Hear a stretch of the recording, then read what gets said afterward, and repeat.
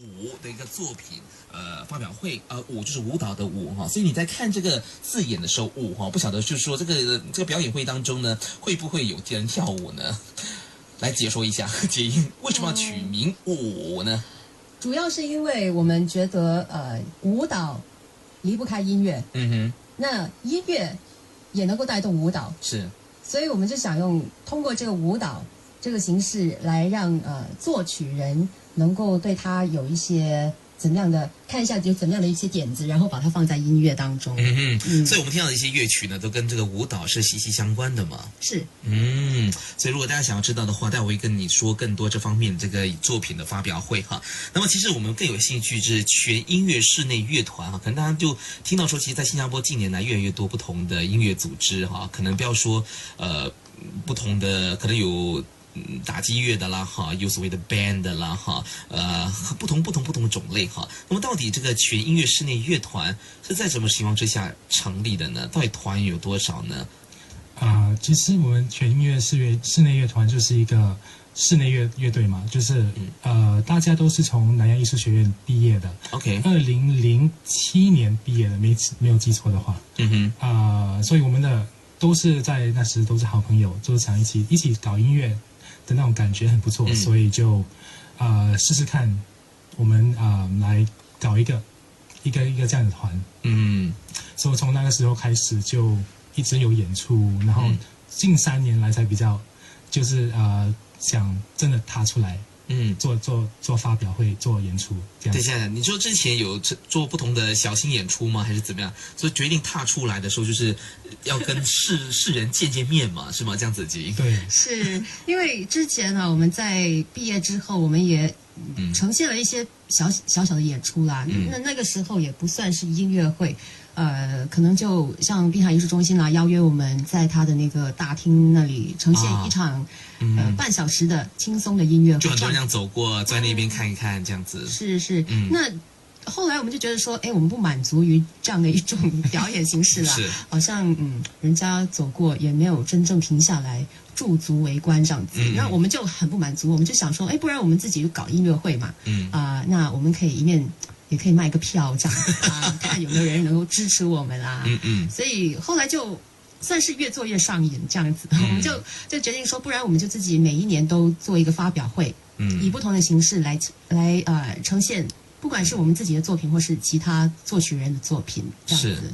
那么像刚才凯涵就说到是在07年你们毕业嘛，对不对？那么其实根据资料是05年开始成立这个全音乐室内乐团也就是说在毕业之前就已经开始组织这样的一个乐团了。那个时候我刚才听你们在讲的时候，我就有所幻想，你知道吗？你们是不是都在南艺的树下？那边有树吗？校园有树吗？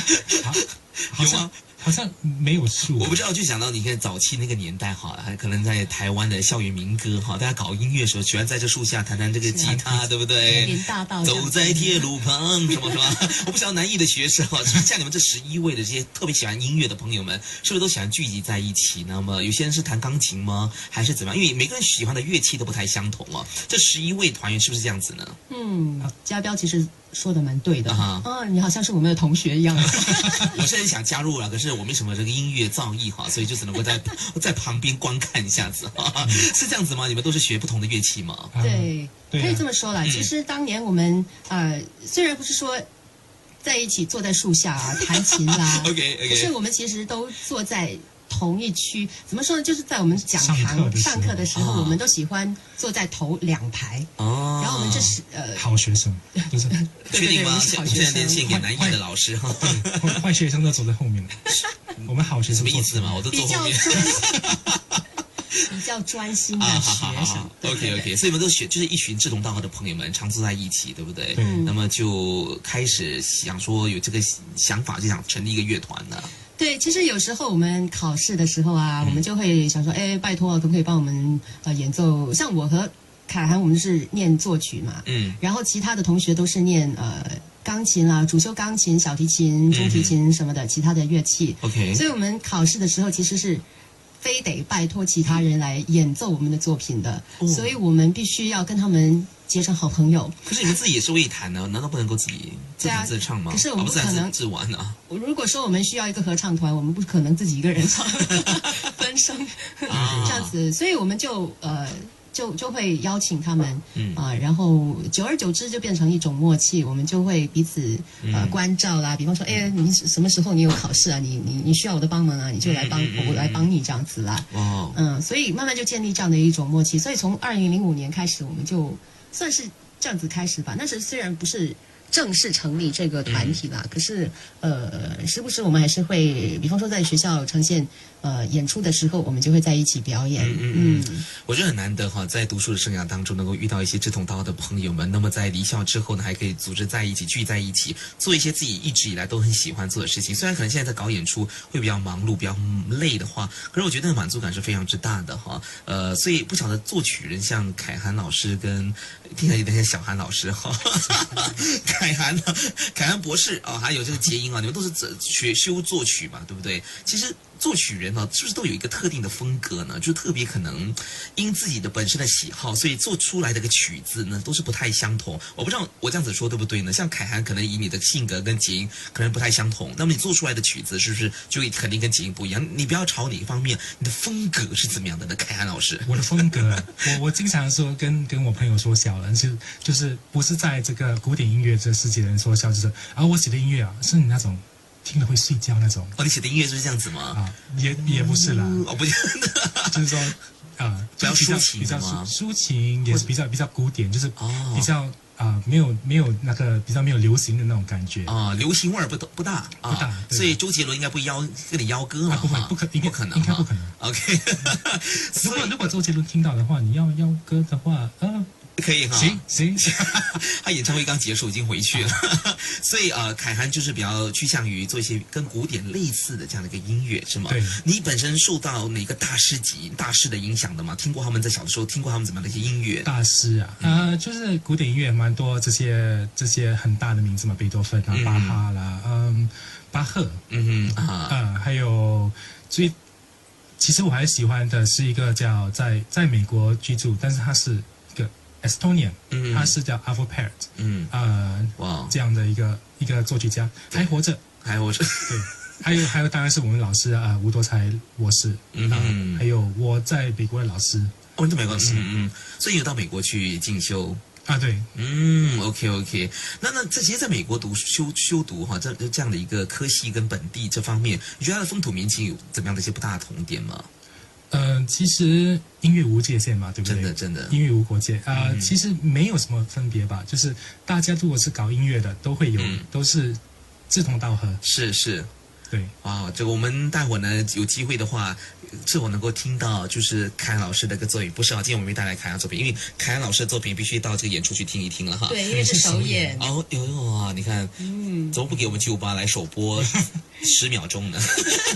好了，下一次有机会哈，我们听一小段好不好？今天听个就是结音，还有就是凯涵特别带来的这样一个曲子，能不能先介绍一下这个曲子？待会我们再进入这个广告的呢？好这首歌呢是一个美国作曲家叫约翰麦奇，John Mackey 的一个崩溃探歌，Tango 是英语是怎么说呢？英语 Breakdown Tango，Breakdown the Tango， 感觉是崩溃探歌因为平时我们听探歌，Tango 应该是很那个怎么说呢？非常的感性的一种感觉嘛。OK， 麦奇的崩溃探歌，所以这次是做一些改编吗？还是怎么样子？就是把一些这个是其实他这个麦奇呢，他在美国很有名，其实现在很有名。他这首他的风格嘛，他的风格就是快，大声，对。你听过这首歌？没有，有感而发，因为跟你聊久之后呢，进入在你的这个谈话当中，就是他很喜欢写这种歌所以他前面呢、后面呢都是这个样子，中间就有一个有点蛮奇怪的 tango，我们可能没办法听到这个中间部分，可能听从前面部分。如果要听中间部分呢，去到演唱会这个发表这个作品会当中呢去听一听。你们有改编这个 Gangnam Style 吗？ Gangnam Style 有没有机会呢？以后下次可以，或许我们违约接应。可以，我可以去考虑。考虑一下哈。先去找一下这个赛。好，我们先听这首崩溃 Tango 好不好